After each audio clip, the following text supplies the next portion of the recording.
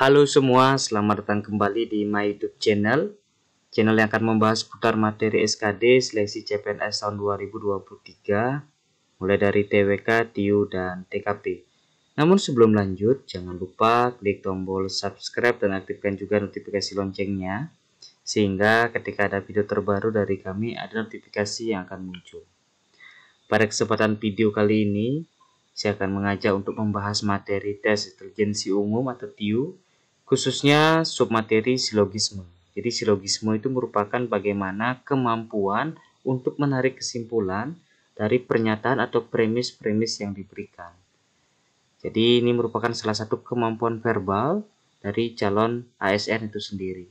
Baik, tanpa berbasa-basi lagi, kita langsung bahas bagaimana contoh soal penalaran untuk materi silogisme ini. Kita mulai dari soal yang pertama. Soal pertama ini dinyatakan bahwa ada tabungan, itu Anita, lebih banyak dari jumlah tabungan Kiki dan Betty.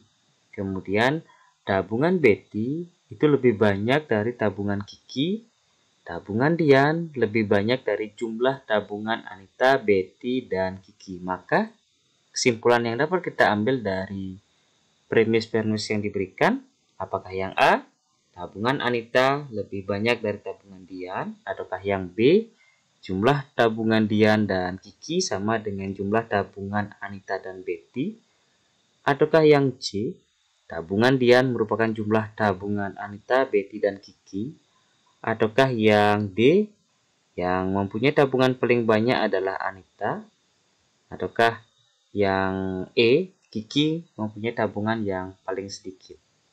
Untuk bisa menjawab dari soal yang pertama ini wajib kita analisis dulu yang mana peringkat pertama, kedua sampai dengan peringkat yang paling sedikit dalam perspektif tabungannya. Dimana di kalimat pertama atau premis pertama dinyatakan bahwa Anita lebih banyak dari jumlah tabungan Kiki dan Betty. Nah, jadi Anita ini jumlahnya tidak paling sedikit, ya. Kemudian berikutnya, tabungan Betty lebih banyak dari tabungan Kiki. Nah, jadi kita dapat juga Betty ini bukan juga paling sedikit. Kemudian, tabungan Dian lebih banyak dari jumlah tabungan Anita, Betty, dan Kiki. Nah, Dian juga termasuk dari jumlah tabungan yang banyak.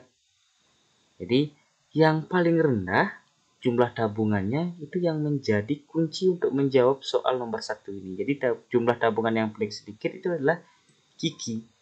Ya, dari premis-premis yang diberikan, jumlah tabungan Kiki selalu paling rendah. Sehingga opsi yang paling tepat adalah opsi yang I. Kiki mempunyai tabungan yang paling sedikit. Kita lanjutkan kepada contoh soal berikutnya, soal nomor 2. Ketika ayah dan Ibu Hermawan menikah, masing-masing telah mempunyai seorang anak. Kemudian di premis berikutnya, sekarang Hermawan lahir persis setahun setelah perkawinan tersebut dan memiliki 4 orang saudara. Maka kesimpulan yang dapat kita ambil adalah apakah yang A, Hermawan memiliki 2 orang adik kandung, ataukah yang B, Hermawan merupakan anak tertua dalam keluarga, ataukah yang C, Hermawan tidak memiliki saudara tiri, ataukah yang D, Hermawan memiliki 4 orang adik, ataukah yang E, Hermawan merupakan anak tunggal dari perkawinan kedua. Nah, ini merupakan contoh bagaimana silogisme yang bersifat penalaran dan analitis. Jadi wajib kita berhati-hati dalam memilih opsi yang paling tepat.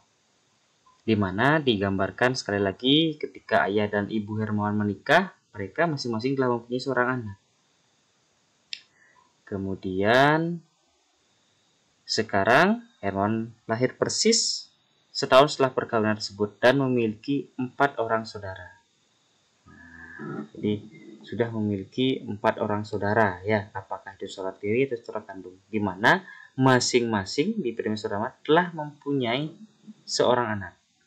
Nah, itu ya, dan memiliki 4 orang saudara. Itu menandakan bahwa ayahnya sebelum Hermawan lahir itu sudah memiliki 2, Ibu Hermawan juga sudah memiliki anak 2 dari perkawinan sebelumnya. Sehingga opsi yang paling tepat itu adalah opsi yang A.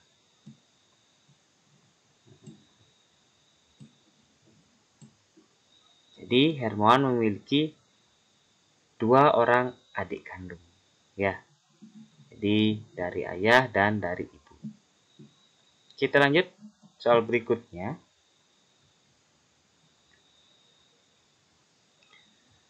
Bila semua X adalah A, kemudian sebagian X adalah B, maka kalau kita perhatikan soal nomor 3 ini bahwa bila X itu adalah A, nah jadi X ini sama dengan ya, adalah itu artinya sama dengan.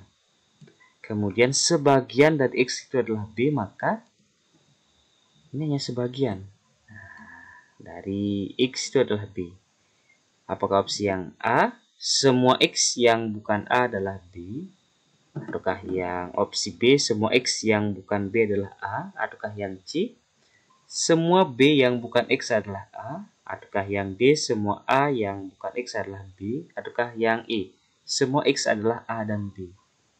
Nah, kita tidak boleh merasa kebingungan, apalagi baru dirubah dengan tanda X, A, dan B. Jadi konsepnya harus tetap kuat, yaitu mana X itu adalah A. Jadi sama persis. Kemudian sebagian dari X itu adalah B. Sehingga opsi yang paling tepat untuk soal nomor 3 ini adalah di mana semua ya X yang bukan B, nah yang ini sebagian. Ya, sebagian X itu adalah B. Sehingga sebagiannya lagi semua X yang bukan B itu adalah A. Sehingga opsi yang tepat adalah opsi yang B. Kita lanjut soal berikutnya, soal nomor 4. Diberikan pernyataan-pernyataan sebagai berikut. Ada 3 premis. Premis pertama, jika penguasaan matematika rendah, maka sulit untuk menguasai IPA. Lanjut premis yang kedua, IPA tidak sulit dikuasai atau iptek tidak berkembang. Ini ada atau ya. Kemudian premis terakhir, jika iptek tidak berkembang, maka negara akan semakin tertinggal. Dari ketiga pernyataan di atas dapat disimpulkan bahwa apakah opsi yang A, jika penguasaan matematika rendah maka negara akan semakin tertinggal, ataukah opsi yang B, jika penguasaan matematika rendah maka iptek berkembang, ataukah yang C, iptek dan IPA berkembang, ataukah opsi yang D, iptek dan IPA tidak berkembang, ataukah yang E, sulit untuk memajukan negara. Sekali lagi kita harus melihat premis dari pertama, kedua, dan ketiga. Jadi penguasaan matematika rendah dan penyebabnya adalah sulit menguasai IPA. Kemudian di mana IPA tidak sulit dikuasai atau iptek tidak berkembang. Kemudian jika iptek tidak berkembang, maka itu negara akan semakin tertinggal. Maka di kalimat terakhir ini, premis terakhir ini, itu akan berpengaruh ke premis yang pertama. Sehingga opsi yang paling tepat adalah opsi yang A. Jadi, jika penguasaan matematika rendah, maka negara akan semakin tertinggal. Jadi, jika penguasaan matematika rendah, maka negara akan semakin tertinggal. Opsi yang paling tepat adalah opsi yang A. Kita lanjutkan soal berikutnya. Ini juga sama, bagaimana ada 3 pernyataan. Pernyataan pertama, jika hari panas, maka Ani memakai topi. Kemudian, Ani tidak memakai topi atau ia memakai payung. Kemudian di pernyataan terakhir, Ani tidak memakai payung. Sehingga kesimpulan yang benar adalah apakah opsi yang A, hari panas, ataukah yang B, hari tidak panas, ataukah yang C, Ani memakai topi, ataukah yang D, hari panas dan Ani memakai topi, ataukah yang E, hari tidak panas dan Ani memakai topi. Kalau kita perhatikan, ya, di premis terakhir Ani tidak memakai payung, kemudian tidak memakai topi, Kemudian kalau misalkan panas, baru dia akan menggunakan topi. Itu menandakan bahwa kesimpulan yang benar itu adalah opsi yang B. Hari tidak panas. Jadi diperkuat oleh premis 2 dan premis yang ketiga. Kita lanjutkan soal berikutnya, soal nomor 6. Tidak semua, jadi sebagian ya, kalau tidak semua itu maknanya sama dengan kata sebagian. Tidak semua mahasiswa universitas terbuka menjadi anggota organisasi keagamaan. Kemudian premis yang kedua juga hampir sama, sebagian peserta debat adalah mahasiswa universitas terbuka. Maka kesimpulan yang tepat, apakah opsi yang A, sebagian peserta debat bukan anggota organisasi keagamaan, ataukah yang B, semua mahasiswa universitas terbuka bukan peserta debat, ataukah yang C, beberapa anggota organisasi keagamaan adalah mahasiswa universitas terbuka, ataukah yang D, semua peserta debat adalah anggota organisasi keagamaan, ataukah yang E, semua anggota organisasi keagamaan bukan mahasiswa universitas terbuka. Sekali lagi, clue, tips, dan trik untuk menjawab soal silogisme adalah kita wajib untuk melihat apakah itu sebagian atau semua. Jadi kita perhatikan premis kedua itu sebagian, dan di premis pertama juga tidak semua atau sama artinya dengan sebagian. Kita cari sebagian, ya. Ada sebagian dan beberapa, itu maknanya sama. Kemudian kita sesuaikan. Jadi tidak semua mahasiswa universitas terbuka menjadi anggota organisasi keagamaan. Jadi premis kedua, di mana peserta debat itu adalah mahasiswa universitas terbuka. Kesimpulan yang dapat kita ambil itu adalah opsi yang paling tepat soal nomor 6 ini adalah opsi yang C. Beberapa anggota organisasi keagamaan adalah mahasiswa universitas terbuka. Nomor 6, sekali lagi opsi yang tepat adalah opsi yang C. Kita lanjut soal berikutnya, soal nomor 7. Di mana diberikan pernyataan-pernyataan sebagai berikut. Jika bumi berbentuk datar, maka teori dari Galileo itu salah. Kemudian jika teori dari Galileo itu salah, maka Galileo akan dihukum penggal. Kemudian di premis terakhir, Galileo tidak dihukum penggal. Kesimpulan yang dapat kita ambil yang paling benar, apakah opsi yang A, bumi berbentuk datar, ataukah opsi yang B, bumi tidak berbentuk datar, ataukah yang C, bumi berbentuk datar walaupun Galileo dihukum penggal, ataukah yang D, bumi berbentuk datar walaupun Galileo tidak dihukum penggal, ataukah opsi yang E, bumi berbentuk datar karena Galileo salah. Kita sekali lagi perhatikan premis yang pertama. Jadi jika bumi berbentuk datar, itu baru teori dari Galileo ini salah. Kemudian jika teori itu salah, maka Galileo akan dihukum penggal. Dan ternyata tidak dihukum penggal, itu menandakan bahwa premis sebelumnya itu berlaku. Ya. Jadi kesimpulannya adalah opsi yang paling tepat untuk soal nomor 7 adalah opsi yang opsi yang B, bumi tidak berbentuk datar. Itu yang mengakibatkan dari Galileo tidak dihukum penggal. Sekali lagi, opsi yang paling tepat adalah opsi yang B. Kita lanjut soal berikutnya, soal nomor 8. Semua penonton wayang orang membeli karcis. Jadi wayang orang, untuk kita bisa menonton harus membeli karcis. Kemudian, wayang orang dimainkan pada hari Sabtu dan Minggu. Kemudian premis terakhir, pada hari Sabtu, Budi menonton wayang orang. Maka kesimpulan yang paling tepat, yang A, Budi membeli karcis untuk menonton wayang orang pada hari Sabtu, ataukah yang B, Budi bukan pemain wayang orang, ataukah yang C, Budi menonton wayang orang tanpa membeli karcis pada hari Sabtu, ataukah yang D, pada hari Sabtu Budi membeli karcis untuk menonton wayang pada hari Minggu, ataukah yang E, Budi tidak menonton wayang orang pada hari Minggu. Nah, jadi kita perhatikan sekali lagi, semua penonton ya yang menonton wayang orang membeli karcis, kemudian wayang orang dimainkan pada hari Sabtu dan Minggu. Kemudian pada hari Sabtu Budi menonton wayang orang, sehingga ya harus membeli karcis ya. Sehingga opsi yang paling tepat soal nomor 8 adalah opsi yang A. Budi membeli karcis untuk nonton wayang orang pada hari Sabtu. Kita lanjut soal berikutnya. Soal nomor 9. Semua buku referensi memiliki kode khusus. Itu premis yang pertama. Premis yang kedua, tidak ada buku novel yang memiliki kode khusus.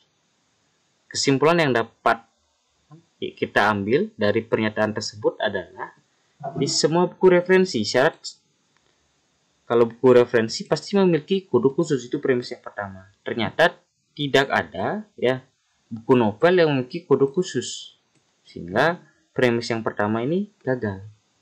Apakah opsi yang paling tepat itu yang A, sebagian referensi memiliki kode khusus, ataukah yang B, semua buku referensi adalah bukan buku novel, ataukah yang C, sebagian buku novel merupakan buku referensi, ataukah yang D, tidak ada buku novel yang merupakan buku referensi, ataukah yang E, tidak ada yang memiliki kode khusus di buku novel dan di buku referensi. Opsi yang paling tepat itu adalah opsi yang D. Tidak ada buku novel yang merupakan buku referensi, karena syarat untuk buku referensi dia harus memiliki kode khusus, dan ternyata novel itu tidak memiliki kode khusus, sehingga kesimpulan yang paling tepat itu adalah opsi yang D. Tidak ada buku novel yang merupakan buku referensi. Kita lanjut soal berikutnya, soal nomor 10. Jika Aldebaran rajin berdoa, maka hajatnya terpenuhi. Kemudian premis berikutnya, jika Aldebaran hajatnya terpenuhi, maka dia bahagia. Dan ternyata di premis terakhir atau premis yang ketiga, Aldebaran tidak bahagia. Kesimpulan yang tepat dari pernyataan di atas itu adalah apakah opsi yang A, Aldebaran tidak rajin berdoa, ataukah yang B, Aldebaran rajin berdoa, ataukah yang C, Aldebaran hajatnya terpenuhi, ataukah yang D, Aldebaran tidak terpenuhi hajatnya, ataukah yang E, tidak ada kesimpulan. Kita perhatikan kembali di premis pertama. Jika rajin berdoa, maka hajatnya akan terpenuhi. Kemudian jika hajatnya terpenuhi, maka dia akan bahagia. Ternyata tidak bahagia. Sehingga opsi yang paling tepat itu adalah kembali kepada sini. Nah, jadi opsi yang paling tepat soal nomor 10 ini adalah opsi yang A, tidak rajin berdoa. Ya, sehingga tidak bahagia. Kita lanjut soal berikutnya, soal nomor 11. Di premis yang pertama dinyatakan bahwa semua pohon di kebun Pak Karto berdaun hijau. Kemudian semua anak Pak Karto suka menanam pohon. Kemudian Karti membawa tangkai pohon berdaun kuning. Sekali lagi, premis pertama adalah semua pohon di kebun Pak Karto itu berdaun hijau. Kemudian semua anak Pak Karto suka menanam pohon. Ternyata di premis terakhir, Karti membawa tangkai pohon berdaun kuning. Opsi yang paling tepat apakah yang A, tangkai pohon yang dibawa Karti bukan dari kebun Pak Karto, ataukah yang B, Karti tidak suka pohon hijau, ataukah yang C, kebun Pak Karto ternyata juga ada pohon berdaun kuning, ataukah yang D, anak Pak Karto suka pohon kuning, ataukah opsi yang E, Karti bukan anak Pak Karto. Opsi yang paling tepat, kesimpulannya itu adalah opsi yang A. Jadi tangkai pohon yang dibawa Karti bukan dari kebun Pak Karto, karena dari kebun Pak Karto itu adalah berdaun hijau. Kita lanjut soal berikutnya, soal nomor 12, di mana dinyatakan di premis pertama semua perusahaan otomotif sering melakukan inovasi. Jadi semua perusahaan otomotif ya, jadi ada semua. Kemudian premis berikutnya, perusahaan otomotif yang sering melakukan inovasi suka mengikuti pameran. Kemudian di premis terakhir, sebagian perusahaan otomotif yang suka mengikuti pameran tidak mempunyai pangsa pasar yang besar. Sehingga kesimpulan yang dapat kita ambil dari 3 premis yang diberikan di soal nomor 12 ini, apakah opsi yang A, sebagian perusahaan otomotif suka mengikuti pameran dan tidak suka melakukan inovasi. Nah, jadi bukan tidak suka mengikuti inovasi, tapi semua perusahaan otomotif sudah melakukan inovasi. Ya, sehingga ini bukan jadi jawaban. Berikutnya opsi yang B, semua perusahaan otomotif tidak mempunyai pangsa pasar yang besar tapi sering melakukan inovasi. Ini juga bukan. Berikutnya, sebagian perusahaan otomotif tidak mempunyai pangsa pasar yang besar. Ataukah yang D, semua perusahaan otomotif tidak mempunyai pangsa pasar atau pangsa pasar yang besar tapi suka melakukan promosi? Ataukah yang E, semua perusahaan otomotif sering melakukan inovasi tetapi tidak suka mengikuti pameran? Nah, opsi yang paling tepat untuk kesimpulan yang dapat diambil dari soal nomor 12 ini adalah opsi yang C.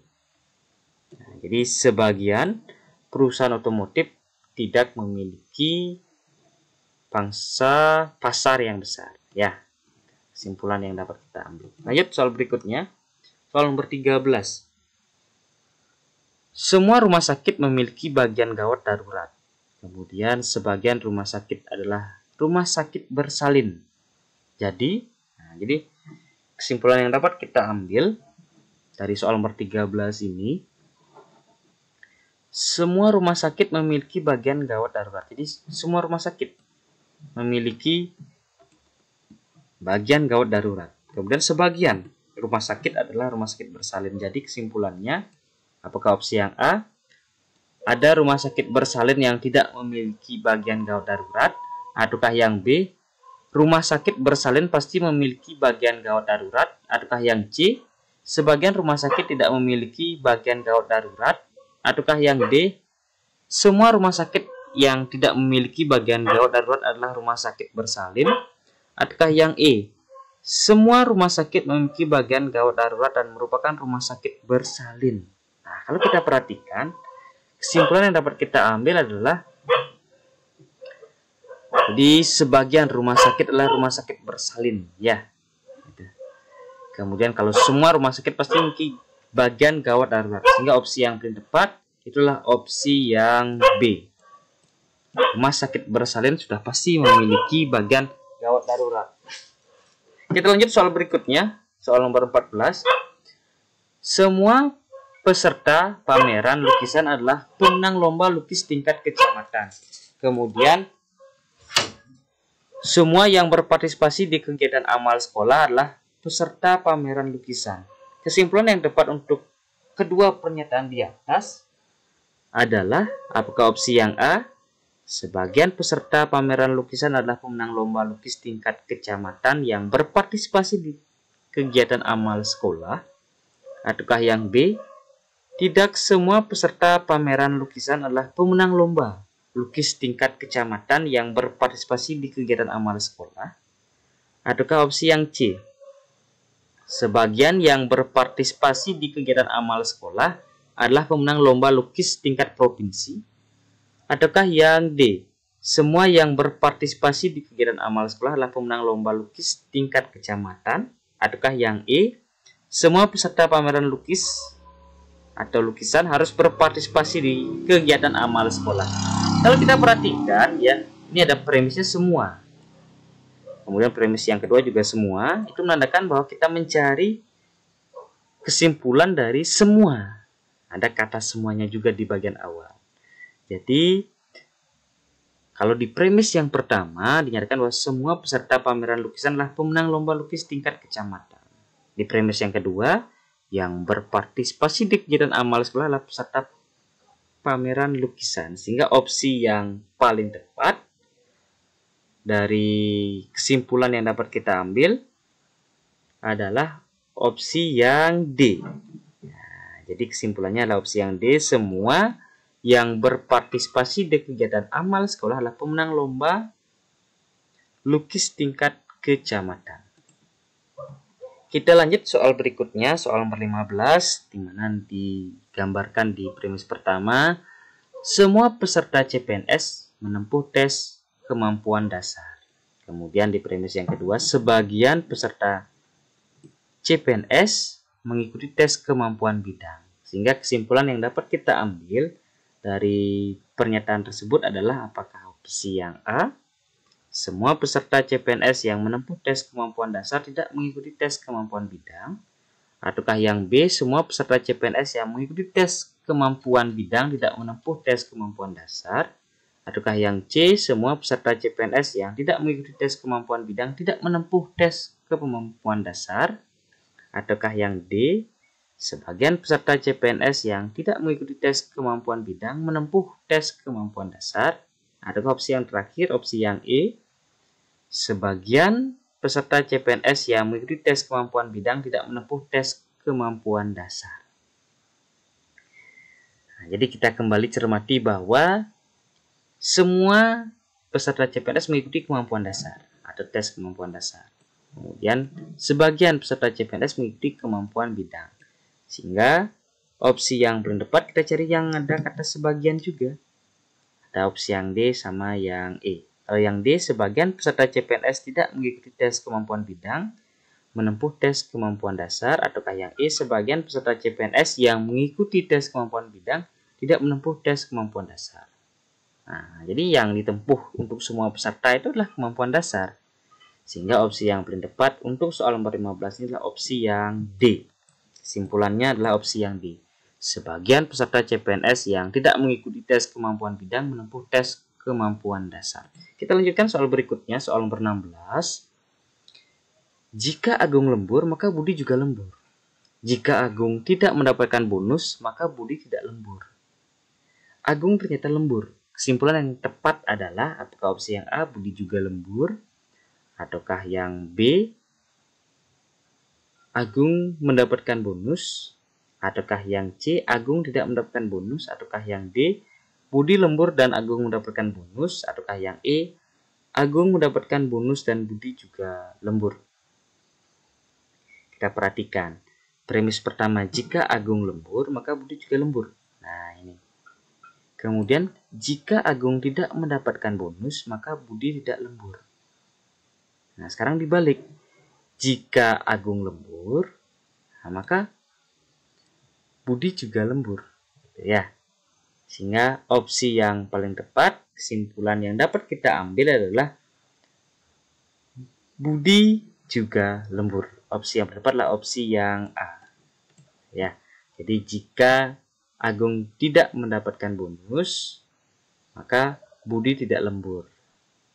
Dan ternyata Agung lembur. Itu menandakan bahwa Budi juga akan lembur. Opsi yang A. Lanjut berikutnya, soal nomor 17. Semua model mengenakan gaun pengantin. Kemudian premis berikutnya juga menyatakan semua yang mengenakan gaun pengantin terlihat cantik. Sehingga opsi yang paling tepat apakah opsi yang A, semua yang terlihat cantik adalah model, apakah yang B, semua model terlihat cantik, ataukah yang C, semua yang terlihat cantik adalah bukan model, ataukah yang D, semua yang tidak mengenakan gaun pengantin adalah model yang cantik, ataukah yang E, semua model tidak terlihat cantik. Nah, semua model itu premis pertama mengenakan gaun pengantin. Kemudian semua yang mengenakan gaun pengantin terlihat cantik. Sehingga model itu terlihat cantik, ya. Sehingga opsi yang paling tepat adalah opsi yang B. Semua model terlihat cantik. Kita lanjut soal berikutnya, soal nomor 18. Jika air tidak tercemar, maka penduduk bersih. Jika penduduk bersih, maka harga sabun meningkat. Maka pernyataan yang tepat sesuai dengan premis-premis yang diberikan, jika air tidak tercemar maka penduduk bersih, dan jika penduduk bersih maka harga sabun meningkat. Maka kesimpulan yang paling tepat dari opsi A sampai dengan E apakah opsi yang A? Jika air tidak tercemar, maka harga selain sabun meningkat. Apakah opsi yang B? Jika air tercemar, maka harga sabun tidak meningkat. Ataukah yang C? Jika air tidak tercemar, maka harga sabun yang meningkat. Ataukah yang D? Jika air tidak tercemar, maka harga sabun meningkat. Ataukah yang E? Jika air tercemar, maka harga sabun meningkat. Nah, kita lihat yang paling tepat di sini. Ya, premisnya adalah jika air tidak tercemar,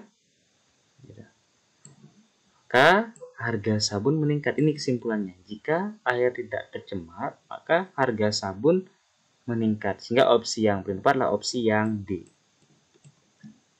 Kita lanjut soal berikutnya, soal nomor 20. Susilo adalah siswa yang paling pandai di kelasnya. Nah, jadi yang paling pandai itu namanya Susilo. Ini paling pandai ya. Kemudian Edi kalah pandai dibandingkan Leonardo. Jadi Leonardo ini lebih pandai. Tetapi Leonardo sama pandainya dengan Vicky. Nah, ini Vicky juga sama dengan Leonardo. Kemudian berikutnya Vicky lebih pandai dari Natsir. Nah, ini. Jadi Vicky juga lebih pandai dari Natsir. Sehingga kesimpulan yang dapat kita ambil ini adalah peringkat pertama ya. Kemudian peringkat kedua sama pandainya ya, ini sama. Kedua Leonardo dan Vicky. Dan ini rendah ya, Edi kalah pandai dibandingkan dengan Leonardo. Kemudian tetapi Leonardo sama pandainya dengan Vicky, Vicky lebih pandai dari Natsir. Nah, Natsir dan Edi ini kemampuannya di bawah dari mereka bertiga. Maka kesimpulan dapat kita ambil adalah yang paling tepat kesimpulan dari opsi yang ada, apakah yang A, Leonardo tidak lebih pandai daripada Edi? Nah, terbalik ya, Leonardo yang paling pintar dibandingkan dengan Edi. Kemudian yang B, Edi tidak kalah pandai dari Susilo. Nah, terbalik juga, Susilo yang paling pintar. Kemudian yang C, Vicky lebih pandai dari Susilo. Itu juga salah. Kalau yang berikutnya, yang D, Vicky lebih pandai daripada Edi. Itu tepat ya, cuman kita perhatikan kembali opsi yang E, Natsir lebih pandai dari Leonardo, tidak ya. Jadi Edi dan Natsir ini adalah kelompok yang berada dalam posisi paling bawah. Sehingga opsi yang paling tepat itu adalah dari kesimpulan yang paling benar dari opsi yang ada itulah yang D, Vicky lebih pandai daripada Edi. Ya. Kita lanjut soal terakhir. Untuk kesempatan video kali ini digambarkan bahwa premis pertama, tanaman yang bijinya berkeping dua memiliki akar tunggang. Kemudian semua tumbuhan padi memiliki akar serabut. Ternyata tanaman A adalah tanaman yang bijinya berkeping dua. Sehingga kesimpulan yang tepat adalah apakah opsi yang A, tanaman yang A bukan tanaman padi, atau opsi yang B, tanaman A memiliki akar serabut, ya bukan ya. Kemudian tanaman A adalah tumbuhan padi yang memiliki akar tunggang, juga bukan. Tanaman A adalah jenis tumbuhan padi, itu juga bukan, tidak dapat disimpulkan. Sehingga opsi yang paling tepat adalah opsi yang A. Jadi kalau berkeping dua itu adalah yang sesuai pernyataan premis itu adalah memiliki akar tunggang dan padi memiliki akar serabut. Sehingga opsi tanaman A adalah tanaman yang bijinya berkeping dua. Simpulan yang dapat kita ambil adalah tanaman A bukan tanaman padi. Ya. Baik, itu tadi 20 soal untuk materi silogisme yang menjadi salah satu submateri di bagian tes intelijensi umum. Namun sekali lagi jangan lupa klik tombol subscribe dan aktifkan juga notifikasi loncengnya, sehingga ketika ada video terbaru dari kami ada notifikasi yang akan muncul. Tetap semangat untuk mempersiapkan diri dalam mengikuti seleksi kompetensi dasar CPNS tahun 2023. Apabila ada pertanyaan, ada materi yang belum dipahami, silahkan tuliskan pada kolom komentar. Tetap semangat, sampai berjumpa di video kami berikutnya. Terima kasih.